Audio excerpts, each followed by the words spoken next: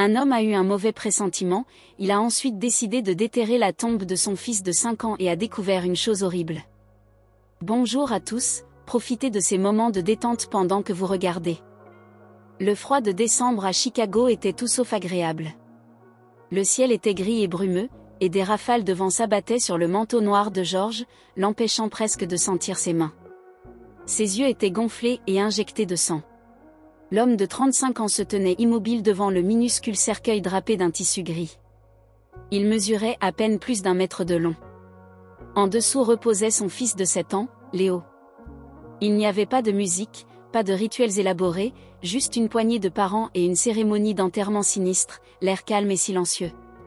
Monsieur George, une douce voix masculine se fit entendre derrière lui. Nous sommes prêts, si vous souhaitez le voir une dernière fois. George fit un signe de tête à l'homme d'âge mûr en uniforme de la maison funéraire. Paul, un employé de longue date du cimetière de Greenwood. Il s'avança lentement, les mains tremblantes, et souleva le drap qui recouvrait le visage de son fils. Pendant un instant, George ne put plus respirer. Le visage de Léo était le même, bien qu'il ait été maquillé pour dissimuler les ecchymoses. Les yeux fermés, de longs cils recourbés, un petit nez droit, une copie parfaite de George enfant. Mais sa peau était pâle, sans vie. Sur son poignet gauche, une légère ecchymose était à peine visible à travers le tissu. « Mon fils », suffoqua George, ses genoux flageolants alors qu'il s'agrippait au bord du cercueil. « Tu avais dit que tu n'aimais pas que quelqu'un se tienne devant ta porte, n'est-ce pas ?» Paul posa doucement une main sur l'épaule de George et la serra légèrement. George le remercia d'un signe de tête. Il se tourna pour regarder au loin où Sylvia, sa seconde femme, se tenait à plusieurs mètres, vêtue d'une robe noire et de lunettes de soleil, un mouchoir à la main. Grande, avec des cheveux bruns foncés, soigneusement attachés. Elle ne pleurait pas. Elle jeta un rapide coup d'œil à George et se détourna. Les funérailles se terminèrent rapidement. Personne ne dit grand-chose. Les parents du côté de George et quelques collègues présentèrent leurs condoléances puis partirent discrètement. Sylvia se glissa dans la voiture, sans s'attarder. George resta là, immobile. Dans le bus qui le ramenait chez lui, George était assis seul. Les bruits du moteur, les faibles conversations à l'arrière, tout semblait le traverser sans laisser de traces. Dans son esprit, une seule phrase se répétait. Quelque chose dit une semaine plus tôt. « Papa, cet homme qui se tient à ma porte, je ne l'aime pas », George s'en souvenait clairement. C'était un vendredi après-midi. Il avait récupéré Léo à l'école et il mangeait des sandwichs dans un parc près de la maison. Léo parlait toujours beaucoup, des camarades de classe qui ne voulaient pas jouer, de la façon dont la nouvelle maîtresse enseignait, pourquoi les pigeons n'avaient pas froid aux pieds. Mais ce jour-là, Léo avait prononcé cette phrase de manière abrupte. De nulle part, ses yeux évitèrent ceux de George. « Qui, mon grand ?» « À l'école ?» demanda George. Léo secoua la tête. « Non, l'homme dans la maison.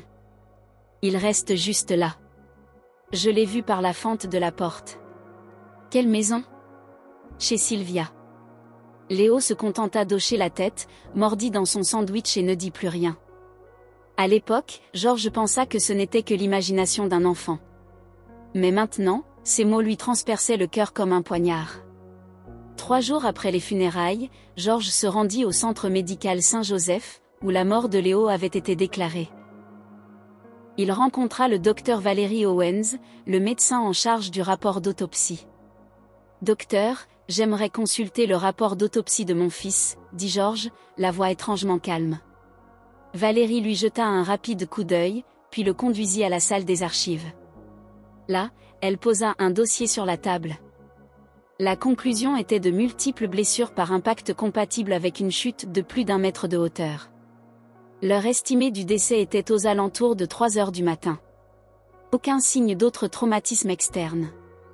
George feuilleta rapidement les pages. Il s'arrêta à une photo d'une ecchymose sur le poignet gauche de Léo, violet foncé et ronde. « Qu'est-ce que c'est ?» demanda-t-il en pointant du doigt. Valérie y jeta un coup d'œil.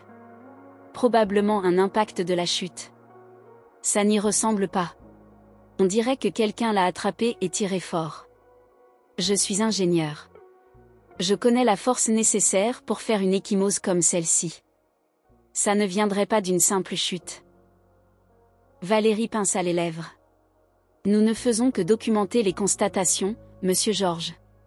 Nous ne tirons pas de conclusion. Georges ferma le dossier. Merci. Je vais demander à quelqu'un d'autre d'examiner ça. Ce soir-là, Georges était assis dans son appartement vide, autrefois rempli du son des rires d'un enfant, de ses pas, des chansons idiotes de Léo. Il n'alluma pas les lumières. Seule la faible lueur de l'écran de son ordinateur portable éclairait la pièce. Il fouilla dans de vieux emails, essayant de récupérer le mot de passe du système de surveillance de l'appartement qu'il avait partagé avec Sylvia et Léo. Après leur divorce, Georges avait gardé une sauvegarde à distance du système, au cas où. Étrangement, le système n'avait pas été complètement effacé. Il réussit à accéder aux archives. 4 décembre, la nuit où Léo serait tombé du balcon, selon Sylvia. Georges rembobina les images. 21h48, Sylvia porte Léo dans la chambre.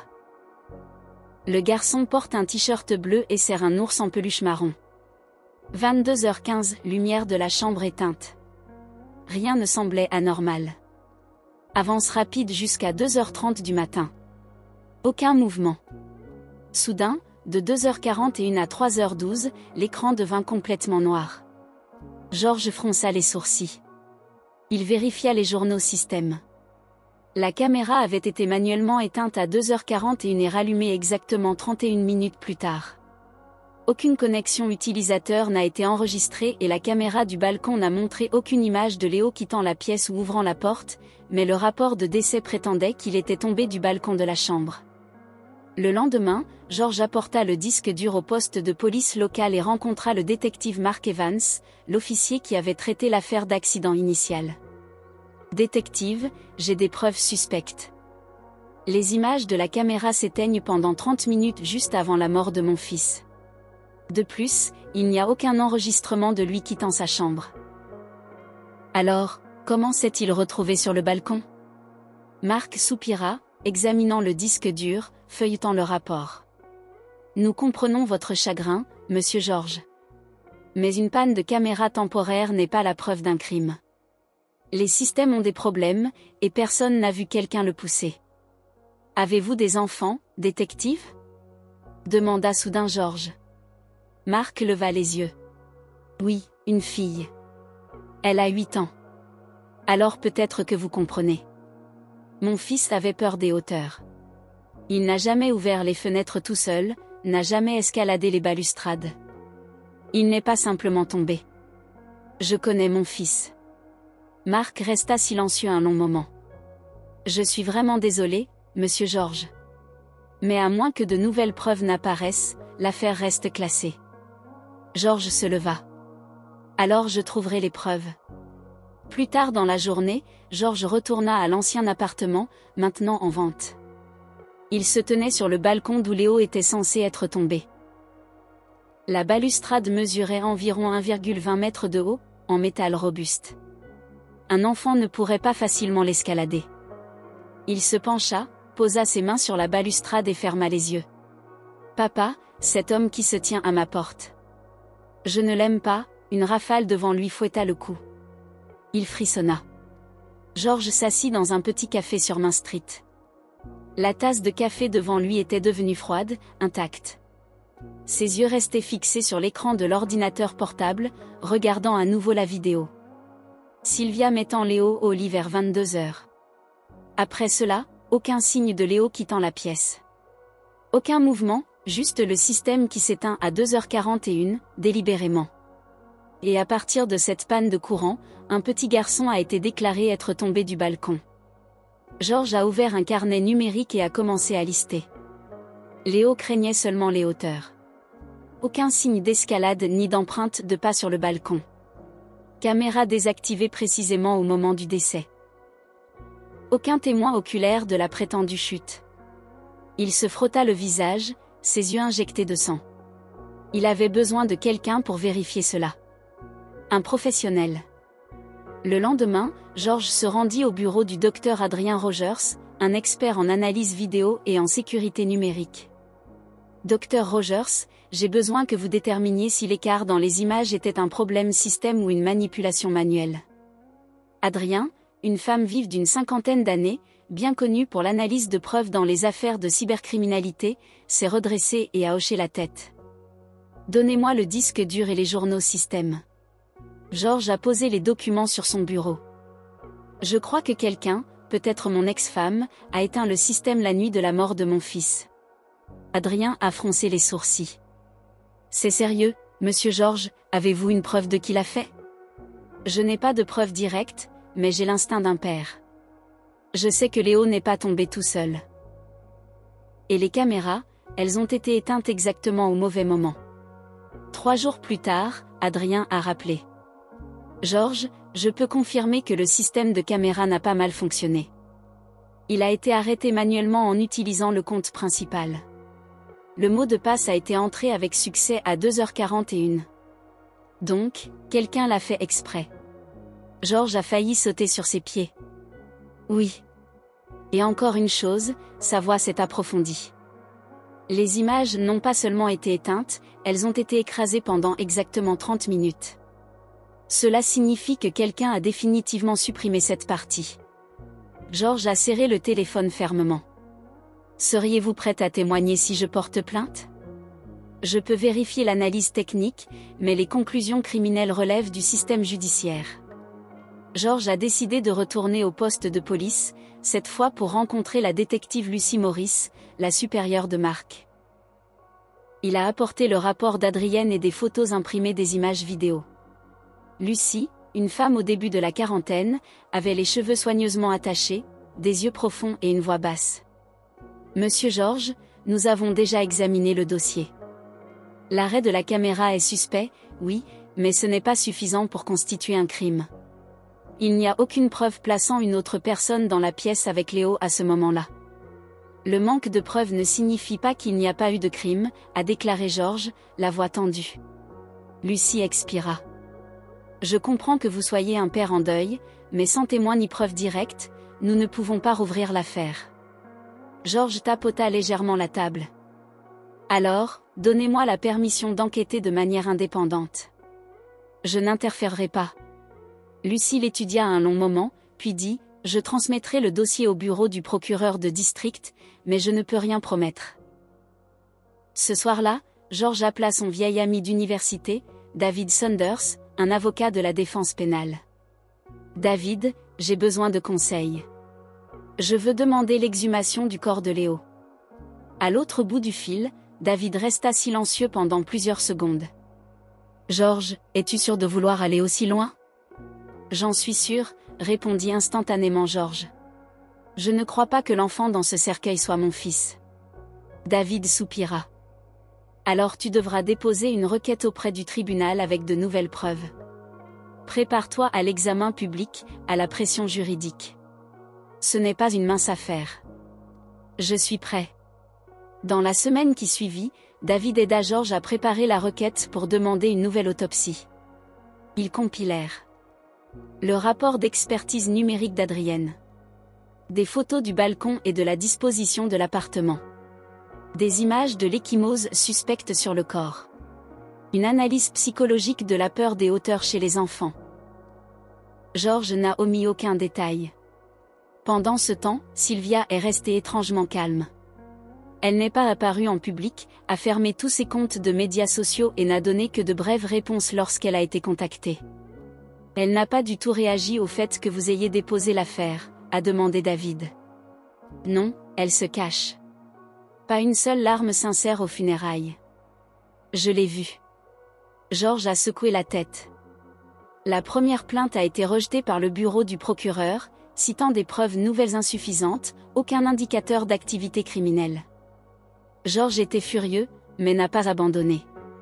Il a fait appel. Pendant ce temps, David a porté l'affaire devant les médias.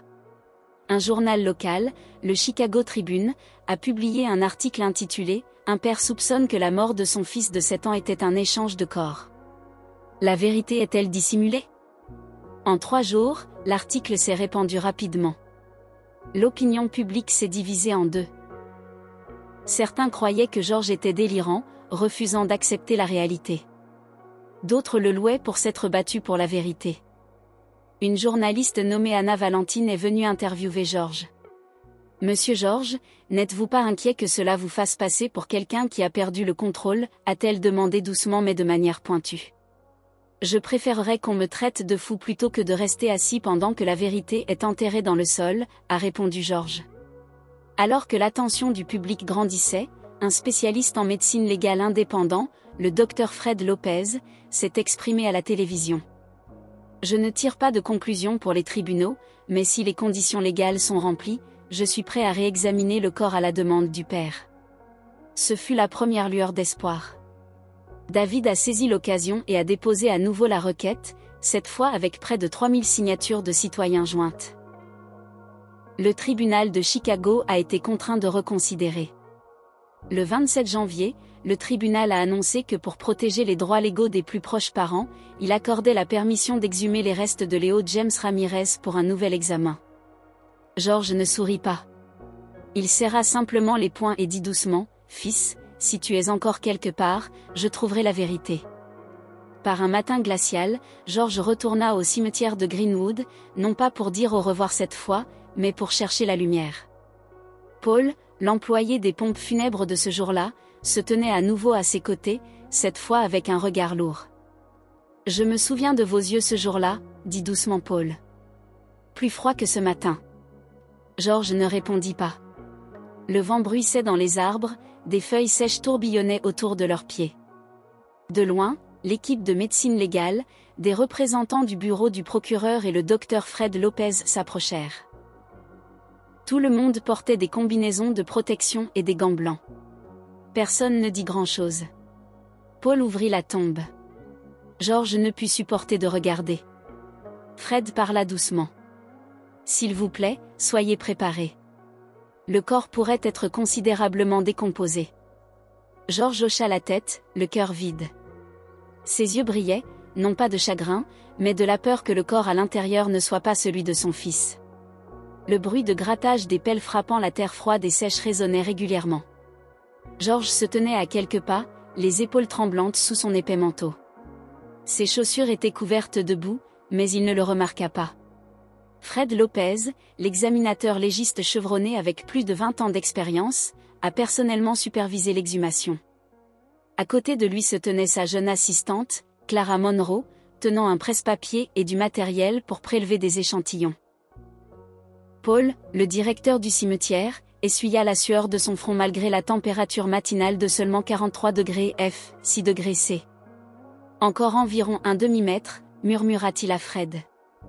George n'entendit rien. Dans son esprit, une question le martelait sans relâche. Si ce n'est pas Léo là-dedans, alors qui est-ce? Et où est Léo? Après près de 2 heures, le petit cercueil gris fut remonté à la surface.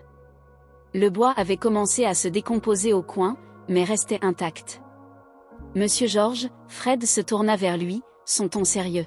« Je dois confirmer. Voulez-vous vraiment assister à l'ouverture du cercueil? L'image ne sera pas facile. »« Je dois le voir de mes propres yeux », répondit fermement George. « Je dois savoir. » Fred hocha la tête. Clara prépara le kit. Clara ouvrit un sac, des gants médicaux, une petite lampe d'inspection, des outils de prélèvement osseux et des pochettes pour risques biologiques. Paul a déverrouillé le cercueil. Un grincement sec a retenti lorsque le couvercle s'est soulevé, révélant l'intérieur où ne reposaient que de petits os désarticulés et une fine couverture beige. Fred a mis des gants et a doucement retiré la couverture. George s'est penché, les yeux fixes. « Oh mon Dieu !» murmura Clara. À l'intérieur se trouvaient les restes d'un enfant, mais ils ne correspondaient pas à la description que George avait donnée. Il n'y avait pas de petite cicatrice sur la joue droite. Pas de dents de lait manquantes, celle que George avait gardée. Fred a soigneusement prélevé un échantillon de l'os de l'avant-bras. « Nous ferons un test ADN immédiatement, » dit-il. En attendant, Clara, groupe sanguin.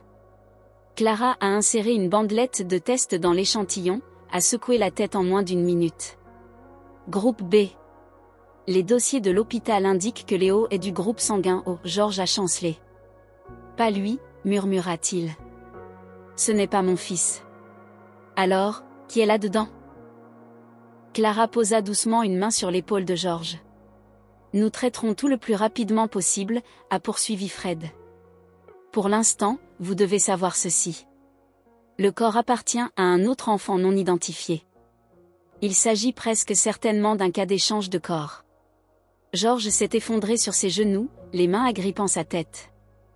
Il n'a pas pleuré, mais tout son corps s'est senti écrasé par un poids invisible. La nouvelle s'est répandue rapidement quelques heures plus tard. Les principaux journaux ont titré. Choc à Chicago. Le corps dans la tombe d'un enfant ne correspond pas, possible échange de corps. Léo pourrait-il être encore en vie? La police rouvre l'enquête. Cet après-midi-là, George fut de nouveau convoqué, cette fois pour rencontrer les enquêteurs des homicides de la ville. La détective Lucy Morris l'a accueilli à la porte. Monsieur George, nous avons officiellement rouvert l'affaire.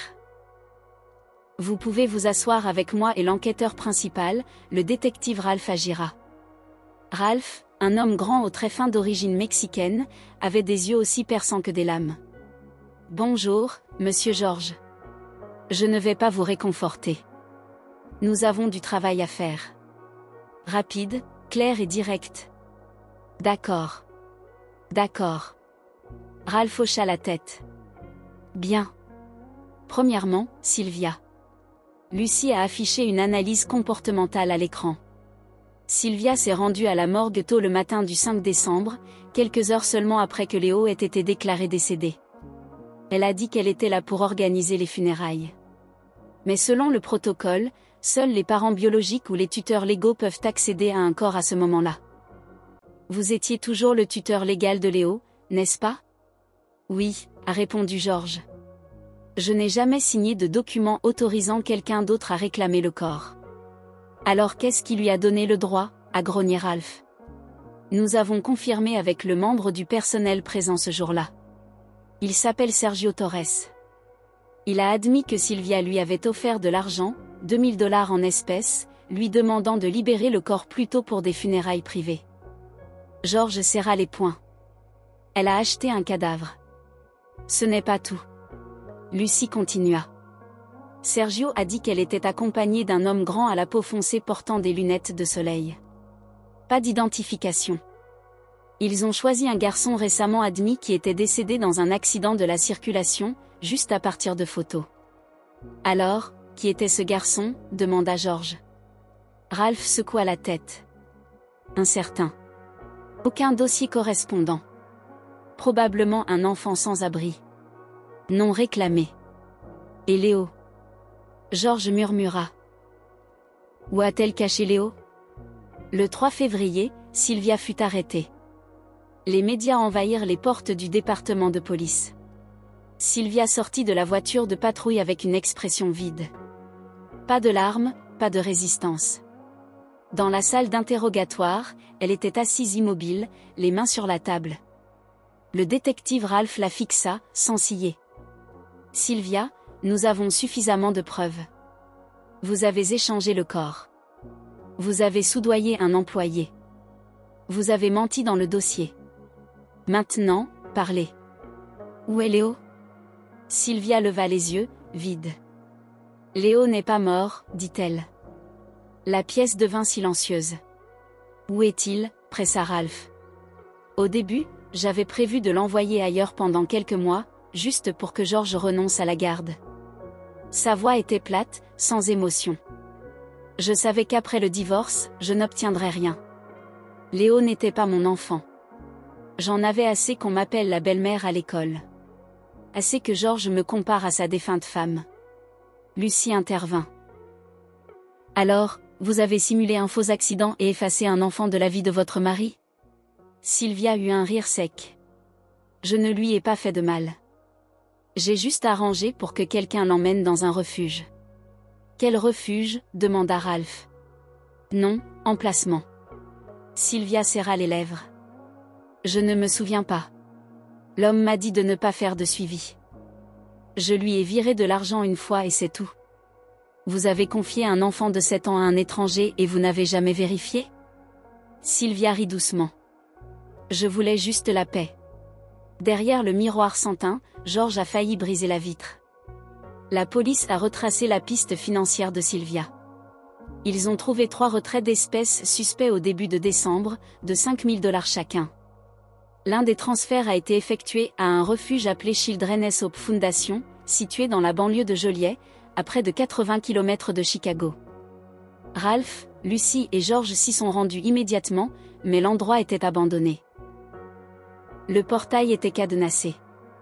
Le bâtiment était couvert de poussière et de toiles d'araignée. Fenêtres brisées. Aucun signe de vie. Georges a crié « Léo, Léo ». Seul son écho a répondu depuis les couloirs vides. Ralph a donné un coup de pied dans une porte.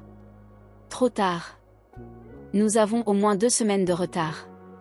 Un ancien gardien nommé Donald Harris a été localisé dans une ville voisine. Il a dit « Je me souviens d'un garçon d'environ 7 ans, blanc, cheveux bruns. Il l'appelait Daniel, mais je ne peux pas être sûr que c'était son vrai nom. » « Et où est le garçon ?» a crié Georges. Un homme est venu le chercher il y a quelques semaines. Pas de nom, pas de papier, il a juste disparu. Georges s'effondra, des sanglots silencieux secouant son corps. Lucy lui serra l'épaule. Nous n'avons pas encore perdu espoir. Ce matin-là, à Chicago, le brouillard enveloppait la ville. Le ciel était sombre. Des volutes de fumée s'élevaient des vieilles cheminées, se mêlant à l'air humide. Georges était assis en silence dans le bureau des enquêtes criminelles, les yeux vides, fixant le mur.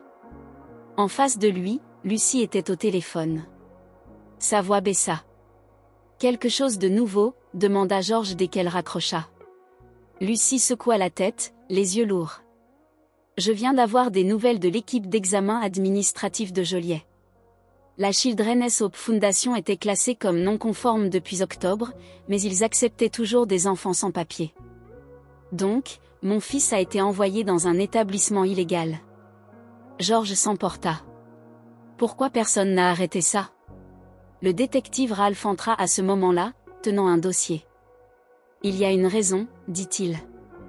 Parce que Sylvia a exploité le système, des transferts en espèces, aucun document officiel et une fausse identité. D'après nos découvertes, Léo a été enregistré sous un nouveau nom, Daniel Monte. Pas de date de naissance, pas de dossier médical. » Georges serra les poings. « Elle a tué l'identité de mon fils. » Ralph hocha la tête. « Elle a effacé Léo du système en créant quelqu'un de nouveau. » Ce soir-là, Georges est retourné à l'ancien appartement où tout a commencé. Il se tenait dans la chambre de Léo. Le mur portait encore de faibles contours d'autocollants de super-héros. L'ours en peluche en lambeaux que Georges avait sauvé de la poubelle pendant le déménagement était resté intact sur l'étagère. Il s'est assis, caressant doucement son tissu. « Léo, où es-tu » a-t-il murmuré. « As-tu froid ? As-tu faim ?» Le vent sifflait faiblement à travers la fente de la fenêtre. Et puis Georges a pleuré. Pour la première fois depuis l'ouverture du cercueil. Les larmes ont trempé la main qui serrait l'ours en peluche. Son téléphone a sonné. C'était David, l'avocat qui l'avait soutenu depuis le début. « Georges, j'ai besoin que tu restes calme. »« Qu'est-ce qu'il y a ?» Sylvia a rétracté sa déclaration. Georges se figea. « Qu'a-t-elle dit ?»« Elle a prétendu que j'avais été forcé. Je ne sais pas où est Léo maintenant. L'homme m'a menacé si je révélais son nom. » « Quel homme ?» Toujours non identifié. Mais nous avons un surnom, l'homme borgne. Il est connu pour le trafic d'enfants vers des refuges sans licence. Georges se tut. « Ce n'est pas seulement une menteuse, dit-il. C'est une lâche. » Le 14 février, la police a fait une descente dans un entrepôt abandonné à Springfield, précédemment utilisé comme site de transfert pour la Children's Hope Foundation. À l'intérieur, ils ont trouvé des dizaines de dossiers manuscrits, aucun légalement notarié. Ralph et Georges sont arrivés sur les lieux. Un jeune officier, Charles Miller, est sorti en courant, à bout de souffle. « Détective, nous avons trouvé ça. Une liste d'enfants avec les dates d'admission et de sortie. » Lucy a ouvert le registre. Sur la 3e page, une écriture défilée indiquait Daniel monte entré le 6 décembre, sorti le 27 décembre, récupéré par un inconnu code CD. George a saisi le bord de la table. C'est Léo. Le 6 décembre, 2 jours après sa mort signalée. Ralph a sauté sur l'occasion. CD pourrait être des initiales ou un code de localisation. Nous devons recouper toutes les installations de soutien à l'enfance commençant par COD. Ou il pourrait s'agir du Hope Bridge Center, a ajouté Lucy. Un refuge pour jeunes sans-abri dans la région de Rockford. Allez-y maintenant, a ordonné George. Le Hope Center était un bâtiment jaune délavé avec des bougainvilliers violets tombant accrochés à la grille. George est entré, le cœur battant. Un membre du personnel nommé Martha Garland les a accueillis. Elle avait l'air épuisée, mais ses yeux étaient gentils. Nous avons accueilli environ 40 enfants en décembre. Personne au nom de Daniel monte. Y avait-il un garçon retiré, maigre, silencieux? Environ 7 ans? A demandé rapidement George. Martha a fait une pause pour réfléchir. Il y avait un garçon qui est arrivé le 29 décembre. Pas de papier. Quelqu'un l'a juste déposé à la porte et est parti. Quel était son nom? Nous l'avons temporairement appelé enfant 24 car il était la 24e admission non identifiée de l'année dernière. Puis-je le voir? Martha a hésité.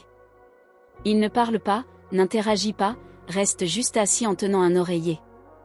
Traumatisme psychologique grave. Mais une fois, je l'ai entendu murmurer un mot. Un seul. La voix de George se brisa. Quel mot? Papa. Ils conduisirent George dans un long couloir tapissé de dessins d'enfants au crayon. Au bout se trouvait une petite pièce simple, un lit, un bureau, quelques livres d'images. Un garçon était assis, le dos tourné. Cheveux bruns. Frêle. Ses épaules étaient repliées comme un animal blessé. George entra, le cœur battant. Léo, le garçon ne se retourna pas. George s'agenouilla. Mon fils, c'est moi. Papa. 1 seconde. 2 secondes. Le garçon se retourna. Ses yeux étaient cernés et confus. Il fixa George. Papa, murmura-t-il, la voix faible et frêle. George ne put retenir ses larmes. Sa main tremblante s'avança. Le garçon se jeta dans ses bras, ne pleurant pas, mais le serrant fort, comme si le lâcher le ferait disparaître. Ce soir-là, alors que George était encore au centre de Nozo pour remplir les papiers de garde temporaire, un groupe de journalistes est arrivé. La nouvelle s'était répandue rapidement.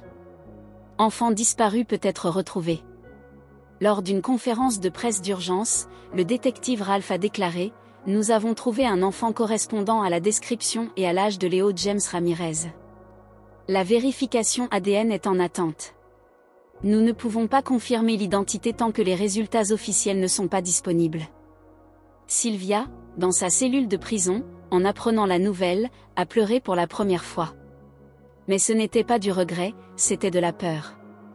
Tard ce soir-là, David a appelé George. « Ça va?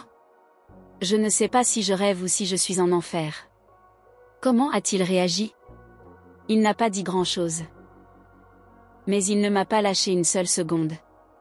David est resté silencieux quelques instants, puis a dit « Les résultats ADN seront prêts dans 48 heures. Garde espoir. » George a hoché la tête, les yeux fixés sur Léo, maintenant endormi sur un petit canapé, les bras enroulés autour du même ours en peluche que George avait apporté. Une douce lampe jaune éclairait ses cheveux en désordre. George a murmuré « Tu es en vie, mais combien de parties de toi sont mortes ?» Les 48 heures d'attente des résultats ADN furent les plus longues de la vie de George. Il quitta à peine le centre de Nozo. Chaque matin, il préparait le café pour le personnel et attendait dans la salle commune où Léo, ou l'enfant 24, s'asseyait tranquillement pour dessiner. Le garçon ne s'accrochait plus à lui comme la première nuit, mais ses yeux avaient toujours le regard vide de quelqu'un qui n'était pas encore sorti d'un cauchemar. « Veux-tu dessiner quelque chose aujourd'hui » demanda doucement George. Le garçon ne répondit pas. Il lui tendit simplement une feuille de papier. Un simple croquis au crayon, un grand homme debout devant une maison. À la porte, une petite forme noire qui ressemblait à une minuscule silhouette. Georges déglutit difficilement. Tu as dessiné une maison. Qui est-ce? Demanda-t-il en montrant la tache sombre. Le garçon pinça les lèvres, puis murmura. L'homme. Cet après-midi-là, les détectives Ralph et Lucy arrivèrent au centre avec une enveloppe jaune. Georges se leva, le cœur battant. Lucy ouvrit l'enveloppe, jeta un coup d'œil au papier, puis leva les yeux. 99,96% de correspondance avec votre ADN. C'est Léo. Georges se figea. Ses yeux brûlaient. Tout autour de lui se tut, puis revint en force. C'est mon fils. C'est vraiment Léo, murmura-t-il. Il est vivant. Lucy hocha doucement la tête. Mais cet enfant a subi un traumatisme profond, physiquement et psychologiquement. Léo ne se souvenait pas de tout. Il se souvenait de fragments. Une porte en acier se fermant derrière lui. Une pièce sombre et vide. Un homme qui puait la cigarette se tenait toujours silencieusement à la porte. Un ours en peluche arraché de ses bras. Un bol de soupe froide. Georges engagea le docteur Michael Allen, un psychologue spécialisé dans les enfants atteints de TSPT. Léo montre des signes de troubles de stress post-traumatique sévères, a expliqué Michael, assis dans le bureau du centre. Peut-il s'en remettre, a demandé Georges, sans jamais quitter des yeux la vitre où Léo empilait silencieusement des blocs. Avec de l'amour et du temps, oui. Mais sans aide, il pourrait vivre piégé dans ce cauchemar pour le reste de sa vie. Georges serra les poings. Alors je ne le laisserai pas seul une seule seconde de plus. La réaction du public explosa. Les journaux titraient. Léo est vivant. Un père découvre un échange de corps choquant dans une affaire américaine. Sylvia a menti. Refuge fantôme. Le système de protection de l'enfance en plein effondrement. La police poursuit un réseau présumé de traite d'enfants. À la télévision. Les images ont été diffusées à plusieurs reprises. Georges portant Léo hors du centre, flanqué de Lucy et Ralph, escortés par la police. Aucun d'eux ne souriait. Ce n'était pas une fin. C'était juste une autre couche de chagrin d'amour arraché. Sylvia a continué de changer son témoignage. Léo a été temporairement enlevé, elle prétend maintenant, j'ai été trompée. L'homme a dit qu'il emmènerait Léo dans une académie spéciale pour enfants surdoués. Connaissez-vous son vrai nom? A demandé Ralph lors d'un nouvel interrogatoire. Sylvia a hésité. Il s'est fait appeler Raymond. Lucy a tapoté la table. Nous l'avons suivi. Raymond Nichols. Infraction antérieure impliquant des sévices à enfants. Enquêté en 2018, mais jamais inculpé faute de preuves. Comment l'avez-vous contacté? Pressa Ralph. Sylvia se mordit la lèvre. Facebook. Il m'a envoyé un message. Il a dit qu'il pouvait m'aider à obtenir un faux certificat de décès si j'en avais assez d'être une belle-mère. Derrière le miroir sans teint, Georges serra la chaise si fort que ses jointures devinrent blanches. Cet homme n'avait pas seulement ruiné sa vie. Il avait failli briser l'humanité de Léo. Après la séance, Ralph s'est tourné vers Lucy. Nous devons trouver Raymond. Lucy hocha la tête. Et s'il détient toujours des dossiers sur d'autres enfants, cela pourrait faire partie d'un réseau plus vaste. Une chasse à l'homme à grande échelle a commencé. La police a suivi les adresses IP utilisées pour accéder au compte Facebook de Raymond. Elles ont mené à une série de motels bon marché dans la banlieue de Chicago. Enfin, dans un appartement abandonné à East Los Angeles, des officiers ont fait une descente à minuit. Raymond n'était pas là, mais ils ont trouvé un ordinateur portable avec des fichiers cachés de plus de 30 profils d'enfants, y compris des photos de Léo sous le pseudonyme de Daniel et une note. Enfant calme, ne parle pas beaucoup. La police a tout saisi. Ralph a personnellement apporté les preuves au quartier général. Il n'a pas seulement échangé Léo, a dit Lucy. Il pourrait être un maillon d'un système beaucoup plus vaste. Georges a regardé les photos des enfants dans les dossiers. Combien d'entre eux n'ont jamais été retrouvés? A-t-il demandé. Personne n'a répondu. Un soir, Georges emmena Léo dans un petit parc près de l'hôpital où ils avaient l'habitude de s'asseoir après l'école. Léo marchait lentement en regardant autour de lui. Tu te souviens de cet endroit, demanda Georges. Léo hocha faiblement la tête. Puis il tira la main de Georges vers un banc de pierre près de la fontaine. Ma place, dit-il. C'est vrai, sourit doucement Georges. Tu avais l'habitude d'appeler ça ton royaume secret. Léo ne répondit pas. Mais il s'assit et posa sa tête sur l'épaule de Georges. Un petit geste, mais pour Georges, c'était comme si le soleil perçait à travers un gris sans fin. Une minute plus tard, Léo murmura. J'ai peur. Si je dors, l'homme sera de nouveau à la porte. Georges le serra fort. Personne ne peut plus se tenir à ta porte. Je suis là maintenant. Le 20 février, Sylvia a été formellement inculpée des chefs d'accusation suivants. Fraude judiciaire, profanation d'un corps, détention illégale d'un mineur, obstruction à la justice, préjudice psychologique à un enfant. L'audience préliminaire a été fixée à 3 mois plus tard. Georges a refusé toutes les interviews avec les médias. Il a démissionné de son emploi à la compagnie d'électricité, a vendu l'ancien appartement et a loué un petit logement près de la côte sud pour commencer une thérapie à long terme avec son fils. Lucie est venue leur dire au revoir à la gare. Nous aurons encore besoin que vous témoigniez, a-t-elle dit. Je reviendrai quand ce sera nécessaire, a répondu Georges. Mais je ne peux pas vivre un jour de plus entre les murs où mon garçon a été enfermé. Lucie lui a tendu la main. Merci de ne pas avoir abandonné. Georges a hoché la tête. Je n'ai jamais eu ce choix. Léo l'a regardé et a murmuré. Vous êtes mademoiselle Lucie. Lucie fut surprise. Comment le saviez-vous? Papa a dit, vous m'avez beaucoup cherché. Lucie sourit.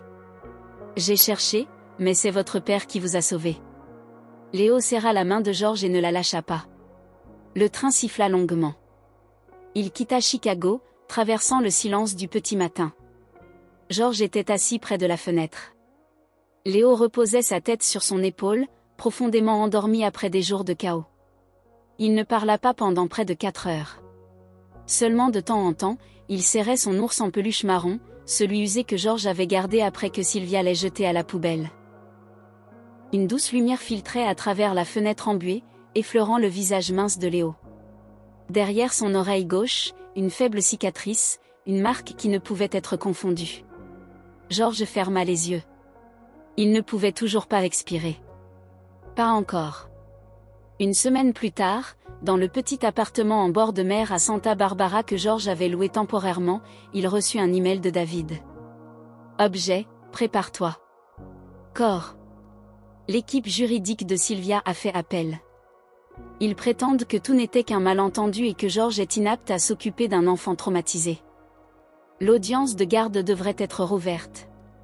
Georges fixa l'écran, les yeux immobiles. De l'autre côté de la pièce, Léo dessinait, coloriant un toit avec un crayon rouge, le ciel en bleu. Un toit qu'il n'avait jamais vraiment eu. Georges ferma l'ordinateur portable. À Chicago, Sylvia avait engagé l'avocat de la défense pénale de renom Martin Carter, connu pour avoir défendu avec succès plusieurs politiciens en disgrâce. Dans une interview exclusive avec WGN News, Martin a déclaré « Ma cliente a souffert d'une détresse psychologique temporaire due à des pressions familiales, ce qui a conduit à des décisions incontrôlées, mais elle n'a jamais eu l'intention de nuire à Léo. Le garçon a été retrouvé sain et sauf. Cela prouve qu'il n'y avait aucune intention violente. » Le journaliste a poursuivi. « Mais qu'en est-il de l'échange de corps ?» Martin a répondu. « Une série de malheureux malentendus. Nous démontrerons au tribunal que ce n'était pas délibéré. » La nation a éclaté. Georges jeta la télécommande par terre. Léo sursauta. « Papa !» Georges prit une profonde inspiration et s'assit à côté de lui. « C'est bon, Léo. Je suis désolé. J'étais juste en colère. Elle essaie encore de me faire du mal. » demanda Léo, ses mots hésitants, mais ses yeux fermes. Georges le regarda un instant. « Tu te souviens de beaucoup de choses ?» Léo baissa la tête. « Pas de tout, mais je me souviens d'être assis près de la porte quand tu n'es pas venu me chercher. Puis cet homme m'a emmené. Il n'a pas dit un mot. Après ça, tout était noir. Georges hocha lentement la tête, la voix ferme, malgré la tempête en lui. Je suis là maintenant, et je ne laisserai personne te reprendre. Personne. Léo posa sa petite main sur celle de Georges. Promets-le-moi. Je le jure. Mais le monde ne se résumait jamais à eux deux. Un groupe est apparu sur les réseaux sociaux sous le nom de #Sylvia, diffusant du contenu affirmant que Georges avait tout inventé parce qu'il ne pouvait pas accepter son ex-femme, avait poussé une femme malade mentale en prison et avait utilisé la mort d'un autre enfant comme appât médiatique. La page du groupe a atteint plus de 60 000 abonnés. Un message largement partagé disait « Personne ne sait vraiment ce qui s'est passé, mais il est clair que Georges n'est pas la seule victime ici. Léo n'a même pas été blessé, alors pourquoi Sylvia devrait-elle être en prison ?» Georges lut les commentaires, les mains tremblantes. Les hommes jouent toujours la carte de la grande victime. Comment savons-nous même que c'est son fils ? Je suis aussi une belle-mère, et je comprends Sylvia mieux que quiconque. Il éteignit le téléphone. Le monde en ligne déformait la justice. Une nuit, Georges se réveilla au son des cris de Léo dans son sommeil. Il se précipita et trouva le garçon trempé de sueur, se débattant dans les airs. Non, non. Ne m'enfermez pas, Georges le serra fort, murmurant encore et encore, tu es en sécurité. Tu vas bien. Léo se réveilla, les yeux rouges, enfouissant son visage dans la poitrine de Georges. Je pensais que j'étais de nouveau enfermé. Personne ne t'enfermera plus jamais. Mais s'ils me reprennent ? Georges le serra plus fort. Je te protégerai même si je dois brûler tout ce système. Le 2 mars, Georges reçut une convocation du tribunal de la famille de Chicago. Une audience de réévaluation de la garde aurait lieu dans 15 jours. Il appela David. « Je suis prêt à me battre, dit Georges. Même si je dois me tenir seul au tribunal, je ne les laisserai pas entraîner Léo dans ce cauchemar. » David hocha la tête à travers l'appel vidéo. « Mais Georges, cette fois, ils s'attaqueront à tes points faibles, ton état mental, ton instabilité, ton obsession. Tu dois rester calme. Ils utiliseront n'importe quoi pour prouver que tu es inapte. Laisse-moi te dire quelque chose, dit fermement Georges. Chaque nuit, je tiens mon fils dans mes bras et je l'apaise comme s'il venait de survivre à une guerre. J'ai appris à cuisiner les repas qu'il aimait autrefois. J'ai appris à m'asseoir à côté de lui quand il ne parle pas pendant 3 heures d'affilée. Et je ne lui ai jamais tourné le dos. Cela seul me rend plus qualifié que n'importe qui d'autre dans cette salle d'audience. » David resta silencieux quelques secondes. Puis il sourit. « Très bien, alors nous nous battrons. » Dans les jours qui ont précédé l'audience, Georges a emmené Léo voir le docteur Michael tous les jours. Un jour, Michael a demandé à Léo, « Y a-t-il quelque chose que tu aimerais dire au tribunal ?» Léo a hésité. « S'il demande où je veux aller. » « Oui, je ne veux aller avec personne d'autre. Je veux juste rester avec papa. » Michael a souri. « Alors dis-le, tu as le droit. » Léo hocha la tête. Un petit signe de tête mais ferme. Un soir, Georges ouvrit l'armoire en bois où il gardait les jouets que Léo avait ramenés de Chicago. À l'intérieur, il a trouvé le livre d'images, Le Petit Prince, celui que Léo lui avait fait lire des centaines de fois. « Tu veux l'entendre à nouveau ?» a-t-il demandé. Léo a hoché la tête. Georges s'est assis sur le lit et a commencé à lire. Les grandes personnes aiment les chiffres. Quand vous leur parlez d'un nouvel ami, elles ne posent jamais de questions importantes. Léo a gloussé doucement. Georges le regarda en souriant. « Tu te souviens de cette partie ? J'aime la partie avec le renard et le blé. » Pourquoi ? Parce que le renard ne savait pas qu'il avait besoin de quelqu'un jusqu'à ce que cette personne vienne le voir à la même heure tous les jours. Georges a fait une pause. Plus de mots n'étaient nécessaires. Léo a compris et il commençait à revenir. Peu à peu, le jour de l'audience. Georges est sorti d'un taxi devant le tribunal de la famille de Chicago. Un mur de journalistes attendait. Les flashs des appareils photo éclataient comme le tonnerre. De grandes pancartes criaient « Léo James Ramirez, affaire d'échange de corps », portée par des partisans et des critiques. Georges ne s'arrêta pas. Il tenait fermement la main de Léo. Le garçon portait une chemise blanche, les cheveux soigneusement coupés, le visage tendu. Sous son bras gauche se trouvait l'ours en peluche marron. Un journaliste se précipita. « Monsieur George, croyez-vous que vous garderez la garde de votre fils ?» George ne répondit pas. À l'intérieur de la salle d'audience, l'air était assez dense pour être coupé au couteau. Le ministère public était déjà assis.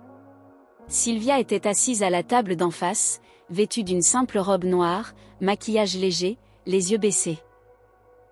À côté d'elle était assis Martin Carter, les mains croisées sur le bureau, les yeux rivés sur George. La juge était Isabelle Reed, connue pour être stricte et conservatrice. Nous ouvrons maintenant l'audience sur la réévaluation de la garde du mineur Léo James Ramirez, a-t-elle annoncé, d'un ton sec. L'enfant est actuellement sous la tutelle temporaire de son père biologique, George Ramirez, en vertu de la décision d'urgence 421 AG. Elle poursuivit, la raison de cette audience est que la belle-mère, Madame Sylvia Lawrence, demande au tribunal de reconsidérer, affirmant que l'enfant devrait être confié à une personne ayant des qualifications psychologiques professionnelles plutôt qu'à un père biologique sans formation. George ne quitta pas Sylvia des yeux. Elle n'osa pas le regarder en retour. David se leva et commença. « Votre honneur, le défendeur, M. George Ramirez, n'est pas seulement le père biologique de Léo, mais la seule personne qui a activement enquêté et sauvé cet enfant d'un dangereux réseau de trafic d'identité lorsque la loi elle-même a échoué. Personne d'autre ne sait ce que Léo craint, ce qu'il mange, comment il réagit aux veilleuses ou à l'adoucissant. » Il fit une brève pause, puis continua. Par contraste, la requérante, Madame Sylvia, a admis avoir collaboré avec un individu précédemment condamné pour retirer Léo du système légal, à échanger le corps d'un autre enfant pour mettre en scène une fausse mort et à dissimuler l'identité de Léo pendant près de 2 mois.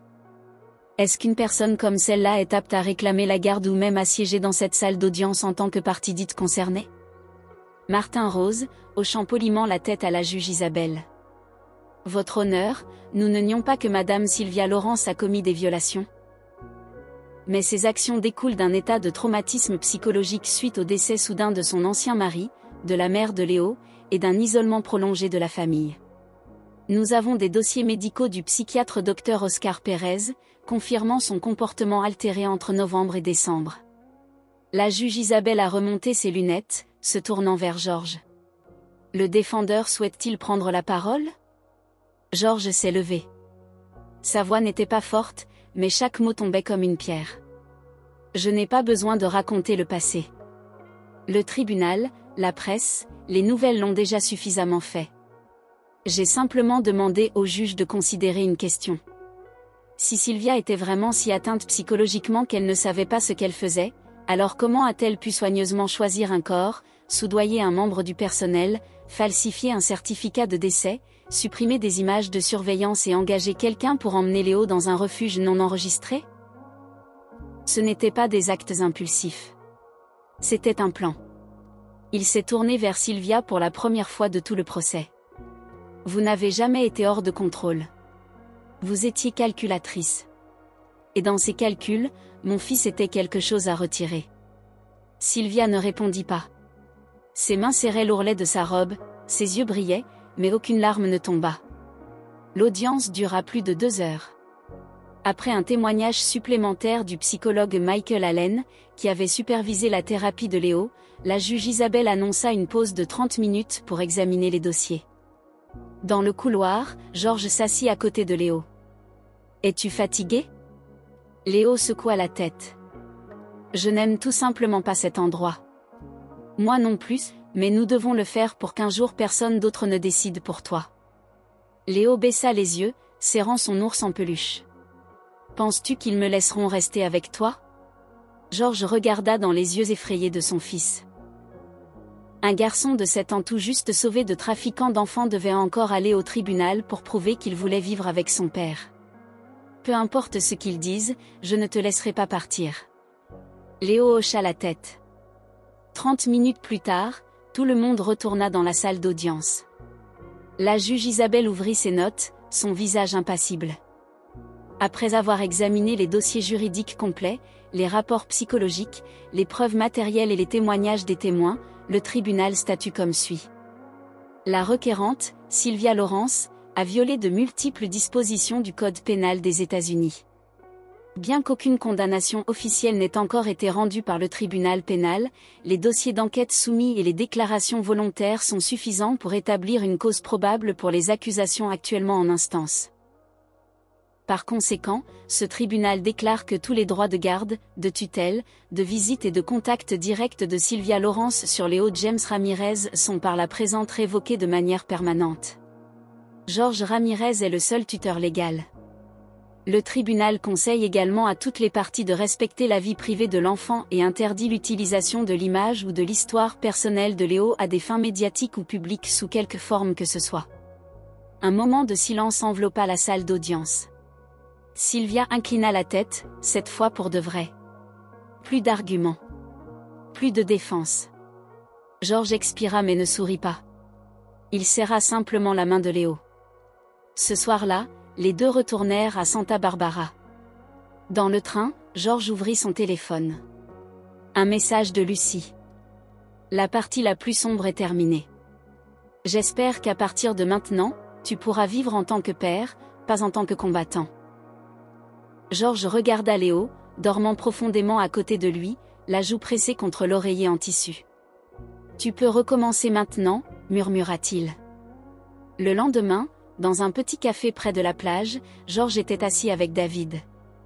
Merci, dit George. Non pas pour avoir gagné, mais pour avoir été là. David sourit. J'ai juste aidé le seul père que je connaisse qui a démoli un système à main nue. Pas avec les mains, répondit George. Avec amour. David regarda au loin. Et peut-être avec de la douleur aussi.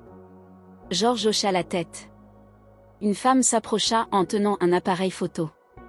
Excusez-moi, je suis journaliste. Puis-je prendre une photo de vous et de votre fils? Nous écrivons un article intitulé Le père de Chicago. Juste une photo. George regarda Léo, puis secoua la tête. Merci. Mais nous avons été sous les feux des projecteurs assez longtemps. Il est temps de vivre dans l'ombre tranquille. Au loin, la mer était calme, comme si aucune tempête ne l'avait jamais touchée. Des nuages blancs flottaient doucement dans le ciel. George posa sa main sur l'épaule de Léo. Tu n'es jamais mort dans mon cœur. J'ai toujours cru que tu étais vivant. Léo sourit de son premier vrai sourire depuis décembre.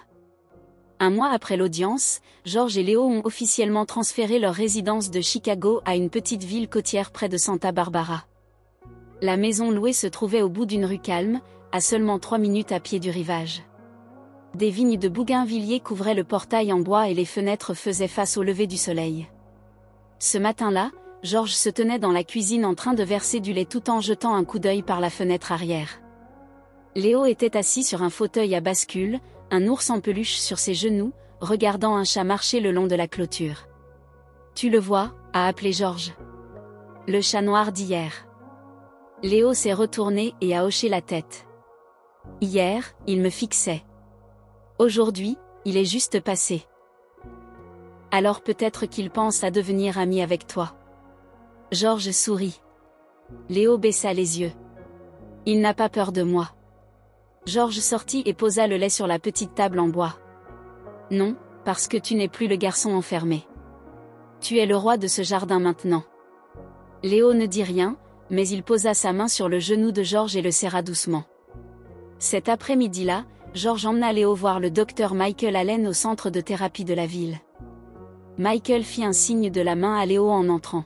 « Bonjour, petit guerrier. » Léo sourit, un sourire léger et sincère qui fit faire une pause à George. Ça faisait si longtemps qu'il n'avait pas vu ça. « Comment te sens-tu cette semaine ?» demanda Michael en sortant un jeu de cartes d'émotion. Léo les étudia, puis en choisit une, jaune avec les yeux fermés et une bouche incurvée vers le haut. Paisible. Très bien, dit Michael en jetant un regard à George plein de sens tacite. Plus de cauchemar, Léo secoua la tête. Juste un peu. Loin. Plus très clair. George expira doucement. Michael a poursuivi.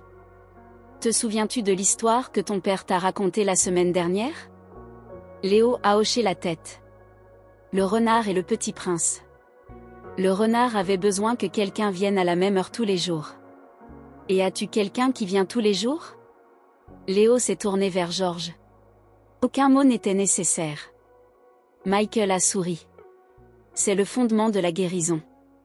La présence inconditionnelle. Ce soir-là, les deux ont cuisiné le dîner ensemble. George a tendu une pomme de terre à Léo. Veux-tu essayer d'éplucher? Léo a regardé le petit éplucheur un instant, puis a commencé avec précaution. George se tenait juste à côté de lui, prêt à guider sa main. Je n'ai jamais fait ça avant. Alors apprendre avec papa est la meilleure façon. Léo a réussi à faire la moitié avant que la peau ne se déchire maladroitement, se coupant presque. George a attrapé sa main à temps. Ce n'est pas grave. Tout le monde glisse la première fois. Ce qui compte, c'est que tes doigts soient toujours intacts. Il a gloussé. Léo a souri aussi. Cette nuit-là, George ouvrit un nouveau cahier. Il l'intitula « Léo jour 31 à la maison ». Sur la première page, il écrivit « Aujourd'hui, mon fils a ri quand j'ai fait tomber un œuf par terre. Pas parce qu'il s'est cassé, mais parce que j'ai crié comme un idiot, son premier sourire sans raison. » Il ferma le journal et regarda Léo, dormant avec l'ours en peluche dans ses bras. Sur le mur, de nouveaux dessins, un soleil, un bateau, et le mot « Papa » griffonné en lettres inégales. La semaine suivante, George reçut une notification officielle du tribunal pénal de Chicago. Le procès de Sylvia Lawrence, accusée dans l'affaire d'échange de corps, de détention illégale et de fraude judiciaire, aurait lieu le 15 juin. David a appelé. « Voulez-vous témoigner? » « Oui. » « Êtes-vous sûr que ça va? » George a fait une pause de quelques secondes. « Je dois y faire face. Pas pour moi, mais pour Léo. » « Compris. Nous serons entièrement préparés. » Le jour du procès, George a envoyé Léo chez Michael. Il ne voulait pas que son fils revoie Sylvia. La salle d'audience était bondée. Les médias n'avaient pas le droit d'entrer, mais des centaines de personnes s'étaient rassemblées à l'extérieur. Beaucoup tenaient des pancartes « Justice pour Léo ». Sylvia a été escortée menottée, manteau gris, visiblement plus épuisée, mais ses yeux étaient toujours froids. Elle n'a jamais regardé George. La juge Marina Estrada a lu les charges. L'accusée Sylvia Lawrence, vous êtes par la présente accusée de ce qui suit. Profanation d'un cadavre humain. Code pénal 526. Fraude judiciaire. Code pénal 456. Dissimulation d'un mineur. Section 225 BIS. Corruption, code pénal 419. Infliction d'un traumatisme émotionnel grave à un enfant mineur. Le procureur Lewis Morgan se leva. Votre honneur, Sylvia Lawrence n'a pas simplement enfreint la loi. Elle a délibérément démantelé le système juridique par pure jalousie. Ses actions n'avaient pas pour but de protéger l'enfant, mais de l'effacer de la vie de son père. Il s'agit d'une affaire de manipulation, de cruauté et d'inhumanité calculée. Et cela exige une peine qui reflète la gravité de cette trahison. La défense a tenté de citer des rapports psychiatriques. Mais Sylvia n'avait jamais assisté à une seule séance de thérapie depuis son arrestation. Puis ce fut au tour de George. Il se tint à la barre des témoins. Tous les yeux se tournèrent vers lui. « Avez-vous quelque chose à dire ?» demanda le juge. George hocha la tête. « Je ne demande pas de sympathie. Je veux juste dire une chose. Quand mon fils a disparu, la seule personne qui savait où il était l'accusée. Et elle a choisi de ne rien dire. Elle m'a laissé enterrer un enfant qui n'était pas le mien. Elle a laissé Léo croire que personne ne le cherchait. Si ce n'est pas le mal, alors je ne sais pas ce que c'est. » La salle d'audience tomba dans le silence. Sylvia baissa la tête pour la première fois. Le 17 juin, la sentence fut lue. Le tribunal condamne par la présente Sylvia Lawrence à 5 ans de prison pour profanation de cadavres humains. 6 ans de prison pour fraude judiciaire, 3 ans de prison pour détention illégale d'un mineur. 4 ans de prison pour infliction de préjudice émotionnel grave. Total de 18 ans de prison. L'accusé doit commencer à purger sa peine immédiatement à l'établissement pour femmes du centre de la Californie. George ne réagit pas. Il sortit simplement, levant son visage vers un ciel qui, pour la première fois, ne pesait plus sur lui comme une pierre. Ce soir-là, Michael ramena Léo à la maison. Le garçon courut dans la maison et tendit à George un croquis au crayon. « Je t'ai dessiné. » George l'a pris. Sur le dessin, il y avait un homme aux cheveux bouclés, un large sourire et une main tenant la main d'un garçon. Et la personne derrière. Léo a pointé du doigt une silhouette lointaine et ombragée qui s'éloignait en lui tournant le dos. Celle-là s'appelle Ne reviens jamais. George s'est assis et a serré son fils dans ses bras. C'est une belle image. Léo a souri. Peux-tu la mettre sur le mur? Non. Je vais l'encadrer. Léo a semblé surpris. Pourquoi? Parce que c'est la première fois que tu te dessines sans une porte verrouillée derrière toi. Cet été-là, l'océan à Santa Barbara était aussi calme qu'une nappe de soie bleue s'étendant à l'infini. Chaque matin, George et Léo marchaient pieds nus le long du rivage, laissant les vagues leur laver les chevilles. Léo portait un seau en plastique rouge pour ramasser des coquillages, de temps en temps, des pierres aux formes étranges. « À quoi penses-tu que celle-ci ressemble » demanda George en brandissant un galet plat. Léo l'étudia un instant et dit doucement, comme un cœur mais avec un coin ébréché. George rit. « Alors, comme moi ?» Léo hocha la tête, le visage sérieux, mais c'est toujours un cœur. Après le procès, George a refusé toutes les demandes d'interview des médias. Il a dit à David, « Je ne veux pas de Léo à la télé. » Il a déjà été considéré comme une victime bien trop longtemps. David a compris. Mais tu devrais savoir que cette affaire est considérée comme un tournant pour le système judiciaire en ce qui concerne les droits des enfants. Une nouvelle législation est en cours, exigeant des contrôles plus stricts sur les systèmes d'identification des corps et un contrôle plus serré des foyers d'accueil temporaire. Les lois appartiennent au monde extérieur. George a dit, « La loi entre mon fils et moi, c'est de vivre. » David a souri à travers l'écran et de vivre avec gentillesse. Quelques semaines plus tard, George a reçu une lettre du tribunal central. Cette fois, ce n'était pas pour témoigner, mais pour recevoir une décision officielle. George a obtenu la tutelle légale complète et permanente de Léo sans aucune restriction. « Voulez-vous une copie encadrée » a demandé la greffière en lui remettant les papiers. George a plaisanté, seulement si le cadre est gravé d'un père qui a un jour creusé dans un cimetière pour sauver son fils. La greffière a éclaté de rire. À la maison, George a accroché la décision dans le salon, juste à côté du dessin de Léo. Le père tenant la main de son enfant, l'ombre derrière s'éloignant. Léo l'a regardé pendant un moment, puis a demandé, « Alors, je n'ai plus besoin d'aller nulle part, n'est-ce pas ? » Jamais plus. Personne ne peut me prendre. Non, seulement si tu choisis d'aller à l'université loin, a taquiné George. Léo a gloussé. Ça n'arrivera pas avant longtemps.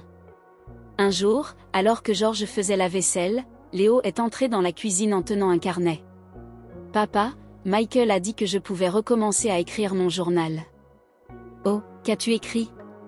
Léo a ouvert à la première page et l'a montré à George. D'une écriture désordonnée mais claire, on pouvait lire. Aujourd'hui, il n'y avait pas d'ombre à ma porte.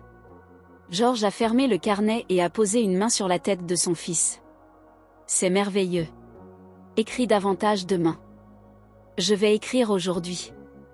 Papa n'a pas brûlé les œufs. Taquina Léo. George a ri comme si je les brûlais toujours. 3 fois la semaine dernière. Tu tiens des registres maintenant, hein? Tous les deux ont éclaté de rire, le son résonnant dans la cuisine. À la fin du mois, George a emmené Léo pour un bilan de santé complet à l'hôpital pour enfants local. Après un examen approfondi, le docteur Samuel Price a déclaré, « Il montre des signes forts de rétablissement. » Physiquement, il s'est stabilisé. Psychologiquement, j'ai vu peu d'enfants aussi résilients que lui. George a hoché la tête. Il a traversé plus que la plupart des adultes. Samuel regarda George attentivement. Avez-vous envisagé de laisser Léo retourner à l'école? J'y pense, mais nous commencerons par l'école à la maison, puis nous le réintégrerons progressivement. Bien. Si vous avez besoin de matériel pédagogique ou de ressources de tutorat, nous avons une liste. George hocha la tête. Je la demanderai. Un après-midi tranquille, alors que les deux lisaient près de la fenêtre, Léo demanda soudain, « Papa, qu'est-ce que Sylvia fait maintenant ?» George se figea. Elle est dans un endroit appelé le Centre pour femmes de Californie centrale. C'est pour les gens qui ont mal agi. Est-elle toujours en colère contre moi? Non, Léo. George s'est assis, serrant la main de son fils. Elle est en colère contre elle-même. Pas contre toi. Léo baissa les yeux. Je ne la déteste plus non plus. George leva les yeux, surpris. Léo ajouta, je ne me souviens pas de tout. Mais si je la détestais, je ne pourrais pas sourire. George déglutit difficilement. Tu as raison. Le pardon n'est pas pour les autres. C'est pour nous-mêmes. Léo reposa sa tête sur l'épaule de son père. Nous n'avons plus besoin de porter personne avec nous, n'est-ce pas? Seulement ceux que nous aimons. En septembre, les deux ont planté un petit oranger dans le coin du jardin. Léo l'a appelé l'arbre du retour. Chaque fois qu'il portera des fruits, nous les mangerons et nous nous souviendrons d'aujourd'hui. George a ri. Et s'il ne porte pas de fruits? Alors nous l'arroserons davantage. Finalement, George accepta une seule interview, une qui ne montrait pas le visage de Léo et ne mentionnait pas leur emplacement. L'intervieweuse était Anna Valentine, la journaliste qui avait suivi l'affaire depuis le début. « Pourquoi avez-vous accepté cette fois ?» demanda Anna lorsque l'enregistreur s'enclencha. « Parce que je veux dire une dernière chose. Arrêtez d'appeler Léo à la victime. C'est un survivant et il m'a appris plus que toute une vie ne pourrait le faire. Et quelle est la chose la plus importante que vous ayez apprise ?» George regarda au loin, la voix s'adoucissant. Que parfois pour sauver un enfant, il n'est pas nécessaire d'être un super-héros. Il suffit d'être là à l'heure, tous les jours. L'article a été publié le premier jour de l'hiver, intitulé « Le père de Chicago et le garçon qui a réappris à dire papa ». Beaucoup l'ont lu, beaucoup ont pleuré, mais George a refusé toutes les invitations par la suite. La vie avait commencé une nouvelle fois. Il n'y avait plus besoin que quelqu'un l'écrive. Un dimanche matin, George et Léo sont allés au marché. Léo a choisi des carottes, des pommes et un paquet de graines de tournesol. « Tu veux essayer de planter ça, papa ?» « Bien sûr, mais il faut les arroser. » Léo secoua la tête. « Il faut aussi leur chanter des chansons. »« Chante, » a dit Michael. « Alors je te chanterai, tu arroseras. » Léo a souri et l'ours en peluche sera le gardien. Cette nuit-là, George a lu une histoire à Léo avant de dormir, comme toujours. Mais cette fois, le livre était celui que Léo avait choisi, Le Petit Prince, pour la je ne sais combien de fois. Ils arrivèrent à la partie où le renard dit « On ne voit bien qu'avec le cœur. L'essentiel est invisible pour les yeux. » Léo ferma les yeux et murmura « Comme, quand je ne te voyais pas, mais que je savais quand même que tu viendrais. » George fit une pause, la gorge serrée. « Parce que je l'avais promis, » répondit-il. Et une promesse est la seule chose qui ne doit jamais être rompue. Léo ouvrit les yeux, sourit, puis se blottit dans les bras de son père. La brise marine entrait par la fenêtre, apportant la douce odeur du sel et le bruit des vagues. Un après-midi, alors que George arrosait l'oranger, Léo accourut en tenant une lettre. « Papa, une lettre du tribunal. » George l'ouvrit. C'était la déclaration de clôture officielle. L'affaire de Léo James Ramirez était formellement close, sans autre poursuite ni appel. George s'assit sur les marches. Léo grimpa pour s'asseoir à côté de lui. « C'est fini, hein, papa ?» « Oui, cette fois, c'est vraiment fini. » Ils regardèrent tous les deux vers l'océan. Au loin, à l'horizon, la lumière du soleil filtrait doucement à travers leurs cheveux. Léo appuya sa tête sur l'épaule de George et murmura « Je ne suis jamais mort dans ton cœur, n'est-ce pas ?» George enlaça son fils, souriant « Jamais. J'ai toujours cru que tu étais vivant. » Cette histoire est un puissant rappel que l'amour et l'instinct de protéger son enfant peuvent surmonter même les échecs d'un système juridique défaillant. La vérité peut être enfouie sous des mensonges, mais une foi inébranlable et la persévérance peuvent ramener la lumière. Ne sous-estimez jamais l'intuition d'un parent ou la force de la famille. Un enfant n'a pas besoin d'une personne parfaite, juste de quelqu'un qui se présente, l'aime et n'abandonne jamais. Le pardon est le chemin de la guérison, mais la justice doit être maintenue pour défendre ce qui est juste. Si vous avez apprécié cette histoire, nous vous invitons à lui donner un j'aime et à vous abonner à notre chaîne. Votre soutien nous motive à continuer de vous proposer des histoires touchantes presque tous les jours.